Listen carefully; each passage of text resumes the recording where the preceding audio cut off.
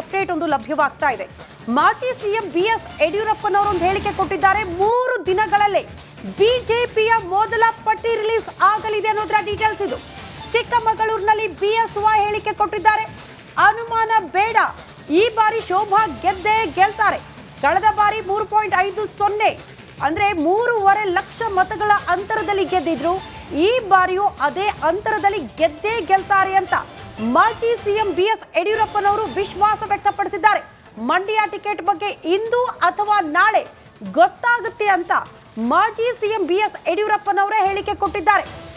ಬಿಜೆಪಿಯ ಮೊದಲ ಪಟ್ಟಿಗೆ ಅಂತಿಮ ಮುದ್ರೆ ಬಿದ್ದಂತೆ ಕಾಣಿಸ್ತಾ ಇದೆ.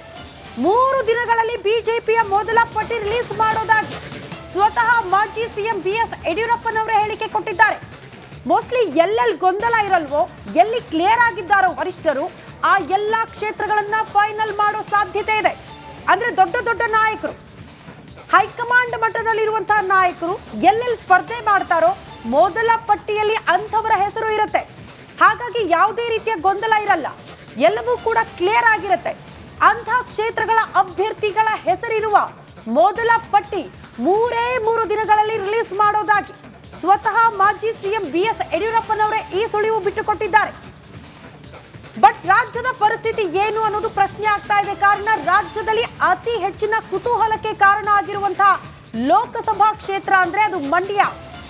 ಹಳೆ ಮೈಸೂರು ಭಾಗದಲ್ಲಿ ಹಲವು ಕ್ಷೇತ್ರಗಳ ಬಗ್ಗೆ ಒಂದಷ್ಟು ಕುತೂಹಲ ನಿರೀಕ್ಷೆಗಳಂತೂ ಇದ್ದೇ ಇದೆ. ಕಾರಣ ಮೈತ್ರಿ ಅಭ್ಯರ್ಥಿಯಾಗಿ ಯಾರು ಕಣಕ್ಕಿಳಿಯಬಹುದು ಅಂತ. ಅದರಲ್ಲಿ ದೊಡ್ಡ ಮಟ್ಟದ ಕುತೂಹಲ ಮಂಡ್ಯ ವಿಧಾನಸಭಾ ಕ್ಷೇತ್ರ, ಮಂಡ್ಯ ಲೋಕಸಭಾ ಕ್ಷೇತ್ರ ಹಾಗಾಗಿ ಮೈತ್ರಿ ಅಭ್ಯರ್ಥಿಯಾಗಿ ಯಾರು ಕಣದಲ್ಲಿರ್ತಾರೆ ಅದಕ್ಕೆ ಉತ್ತರ ಸಿಗಬೇಕಾಗಿದೆ. ಸರಿ, 3.5 ಲಕ್ಷಕ್ಕಿಂತ ಹೆಚ್ಚಿನ ಅಂತರದಲ್ಲಿ ಗೆದ್ದಿದ್ರು. ಈ ಬಾರಿನೂ ಸಹ ಅದೇ ಅಂತರಕ್ಕಿಂತ ಅದು ಇನ್ನೂ ಹೆಚ್ಚಿನ ಅಂತರದಲ್ಲಿ ಗೆಲ್ತಾರೆ, ಯಾವುದೇ ಅನುಮಾನ ಬೇಡ. ಈ ಬಾರಿ ಮೋದಿಯವರ ಒಂದು ಕಾರಣಕ್ಕಾಗಿ ಇಡೀ ದೇಶದಲ್ಲಿ ಮತ್ತು ಇಡೀ ನಮ್ಮ ರಾಜ್ಯದಲ್ಲಿ BJP ಪರವಾದಂಥ ವಾತಾವರಣ ಇದೆ. ನಾವೆಲ್ಲ ಪ್ರಯತ್ನ ಮಾಡ್ತಿರೋಂಥದ್ದು 28ಕ್ಕೆ 28 ಗೆಲ್ಲಬೇಕು ಲೋಕಸಭಾ ಕ್ಷೇತ್ರ ಅನ್ನುವಂಥ ಪ್ರಯತ್ನದಲ್ಲಿದ್ದೀವಿ. ಅದೇ ರೀತಿಯ ಒಂದು ವಾತಾವರಣ ಇದೆ. ವ್ಯವಸ್ಥಿತವಾದಂಥ ಒಂದು ಷಟ್ ನಂತರ ಪಿತೂರಿ ಇದು ಯಾರು ಮಾಡಿಸ್ತಾ ಇದ್ದಾರೆ ಅಂತ ಎಲ್ರಿಗೂ ಗೊತ್ತಿರುವಂಥದ್ದು. ಯಾವುದಕ್ಕೂ ಅವರೇನು ಧೃತಿಗಿಡಕ್ಕೆ ಹೋಗೋದಿಲ್ಲ. ಕೇಂದ್ರದ ಸಚಿವೆಯಾಗಿ ಭಾಳ ಒಳ್ಳೆ ಕೆಲಸ ಮಾಡಿದ್ದಾರೆ ಅನ್ನುವಂಥದ್ದು ಎಲ್ರಿಗೂ ಗೊತ್ತಿರುವಂಥ ಸಂಗತಿ. ಅದಕ್ಕೆ ನಾನು ಪ್ರಾರಂಭದಲ್ಲಿ ಹೇಳಿದಂಥದ್ದು ಓದ್ಸರಿಗಿಂತ ಹೆಚ್ಚಿನ ಅಂತರದಲ್ಲಿ ಈ ಬಾರಿ ಚುನಾವಣೆಯಲ್ಲಿ ಗೆಲ್ತಾರೆ. ಈ ಬಗ್ಗೆ ಮತ್ತಷ್ಟು ಡೀಟೇಲ್ಸ್ ಅನ್ನ ಕೊಡ್ತಾ ಹೋಗ್ತಾರೆ ನಮ್ಮ ಪ್ರತಿನಿಧಿ ಚೇತನ್ ಪದ್ಮಶಾಲಿ ನೇರ ಸಂಪರ್ಕದಲ್ಲಿ ಜಾಯಿನ್ ಆಗ್ತಿದ್ದಾರೆ. ಚೇತನ್, ಈಗ ಫಸ್ಟ್ ಲಿಸ್ಟ್ ಅಂದಾಗ ಕುತೂಹಲ ಇದ್ದೇ ಇರುತ್ತೆ. ಸಹಜವಾಗಿ ವರಿಷ್ಠರು ಅಂದ್ರೆ ಸ್ವತಃ ಪ್ರಧಾನಿ ನರೇಂದ್ರ ಮೋದಿ, ಅಮಿತ್ ಶಾ ಅವರ ಆದಿಯಾಗಿ ಯಾರ್ಯಾರು ಎಲ್ಲ ಸ್ಪರ್ಧೆ ಮಾಡ್ತಾರೆ ಅದು ಖಚಿತವಾಗಿರುತ್ತೆ. ಅದು ಫಸ್ಟ್ ಲಿಸ್ಟ್ ಅಲ್ಲೆಲ್ಲ ಕ್ಲಿಯರ್ ಆಗುತ್ತೆ. ಬಟ್ ರಾಜ್ಯದ ವಿಚಾರಕ್ಕೆ ಸಂಬಂಧಪಟ್ಟಂತೆ ಸ್ವತಃ ಶೋಭಾ ಕರಂದ್ಲಾಜೆ ಅವರ ಬಗ್ಗೆ ಒಂದಷ್ಟು ಅಸಮಾಧಾನಗಳು ವ್ಯಕ್ತವಾಗ್ತಾ ಇತ್ತು. ಟಿಕೆಟ್ ವಿಚಾರವಾಗಿ ಗೊಂದಲ ಇತ್ತು. ಅದಕ್ಕೊಂದು ಸ್ಪಷ್ಟನೆ ಸ್ವತಃ ಮಾಜಿ ಸಿಎಂ ಕೊಡೋ ಪ್ರಯತ್ನ ಮಾಡಿದ್ದಾರಾ ಹೇಗೆ? ಖಂಡಿತವಾಗ್ಲೂ ಇವತ್ತು BS ಯಡಿಯೂರಪ್ಪನವರು ಇವತ್ತು ಚಿಕ್ಕಮಗಳೂರಿಗೆ ಆಗಮಿಸಿದ್ರು. ಅಂದ್ರೆ ಯಾವುದೋ ಒಂದು ಖಾಸಗಿ ಕಾರ್ಯಕ್ರಮ ಕೂಡ ಆಗಮಿಸಿದ್ರು. ಅದಾದ ನಂತರ ಪ್ರವಾಸಿ ಮಂದಿರಕ್ಕೆ ಕೂಡ ಆಗಮಿಸಿ 3 ವಿಚಾರಗಳ ಬಗ್ಗೆ ಇವತ್ತು ಒಂದು ಸ್ಪಷ್ಟನೆಯನ್ನು ಕೊಟ್ಟಿರುವಂತದ್ದು. ಒಂದು ಶೋಭಾ ಕರಂದ್ಲಾಜೆ ವಿಚಾರ ಇರ್ಬೋದು, ಮತ್ತೆ ಬಿಜೆಪಿಯ ಮೊದಲ ಪಟ್ಟಿ, ಮತ್ತೆ ಏನು ಮಂಡ್ಯದಲ್ಲಿ ಸುಮಲತಾ ವಿಚಾರವಾಗಿ ಕೂಡ ಇವರು ಮಾತನಾಡಿದ್ದಾರೆ. ಪ್ರಮುಖವಾಗಿ ಇವತ್ತು ಶೋಭಾ ಕರಂದ್ಲಾಜೆ ವಿಚಾರವಾಗಿ ಕಳೆದ 1 ವಾರದಿಂದಲೂ ಒಂದು ಸಮಸ್ಯೆ ಎದುರಾಗಿತ್ತು. ಒಂದು ಗೋ ಬ್ಯಾಕ್ ಅಭಿಯಾನವನ್ನ ಒಂದು ಕಡೆ ಮಾಡಿದ್ರೆ, ಮತ್ತೆ ಪರವಾಗಿ ಶೋಭಾ ಕರಂದ್ಲಾಜೆ ಪರವಾಗಿ ಕೂಡ ಒಂದು ಅಭಿಯಾನ ಕೂಡ ನಡೀತಿತ್ತು. ಈ ಬಗ್ಗೆ ನಿನ್ನೆ ಕೂಡ ಶೋಭಾ ಕರಂದ್ಲಾಜೆ ಸ್ಪಷ್ಟನೆ ಕೊಟ್ಟಿದ್ರು.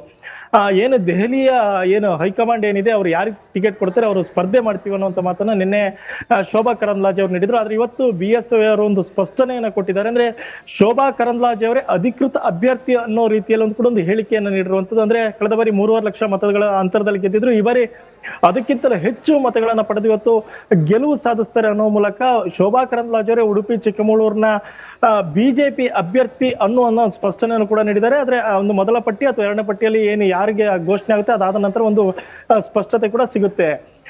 ಅದಾದ ನಂತರ ಏನು ಈ ಒಂದು ಪಿತೂರಿ ಯಾರು ನಡೆಸ್ತಾ ಇದಾರೆ ಅನ್ನುವಂತ ಒಂದು ಹೇಳಿಕೆಯನ್ನು ಕೊಡುವ ಮೂಲಕ, ಅಂದ್ರೆ ಈ ಬಗ್ಗೆ ಸಂಪೂರ್ಣವಾಗಿ ಎಲ್ಲಾ ರೀತಿಯ ಮಾಹಿತಿಯನ್ನ ಹೈಕಮಾಂಡ್ ಇರ್ಬೋದು ಮತ್ತೆ BS ಕಲೆ ಹಾಕಿದ್ದಾರೆ ಅನ್ನೋದು ಕೂಡ ಗೊತ್ತಾಗುತ್ತೆ.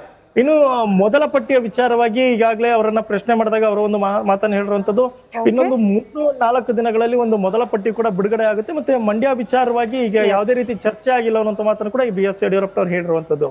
ಓಕೆ ಚೇತನ್, ಧನ್ಯವಾದಗಳು ತಮ್ಮೆಲ್ಲ ಮಾಹಿತಿಗೆ.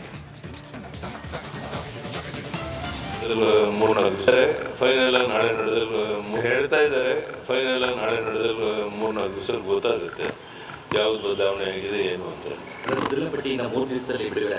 ಆಗ್ಬೋದು ಅಂತ ಅನ್ಕೊಂಡಿದ್ದೀನಿ.